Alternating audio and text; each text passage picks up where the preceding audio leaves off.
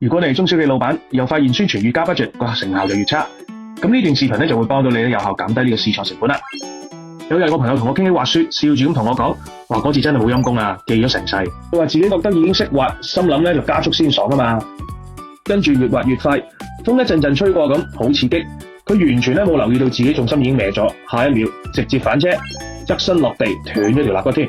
佢同我講，佢唔係因為唔識滑所以跌，而係佢覺得自己可以再快啲。我聽到呢一句，我心裏面寒一寒。點解好似睇到好多老闆嘅縮影咁嘅？廣告越落越多，團隊就越嚟越大，內容日日出，但客咧就冇多到，成本咧反而就越嚟越高。我就諗通咗，生意增唔增長唔係油門嘅問題，而係個支撐系統嘅問題。滑雪係靠核心肌肉穩住身體，企業咧就靠三樣嘢：現金流、交付能力，仲有留唔留到客。你現金流唔穩，仲要搏命咁落廣告，就好似重心未穩咧就喺度加速，一定會跌啦。你交付跟唔上，仲要瘋狂咁接單，就好似動作錯晒都仲衝落個斜坡度，遲早出事啦。你顧客留唔住，只係不停咁吸新客，就好似咧一味靠慣性去滑，早晚都會翻車㗎。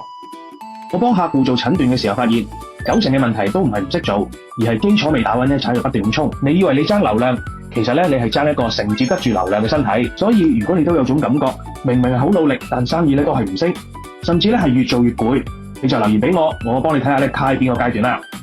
記住一句，真正嘅增長唔係你跑得有幾快，而係你可唔可以企穩唔翻車啦。菠蘿俾個 like， 白頭佬幫你輕鬆做生意。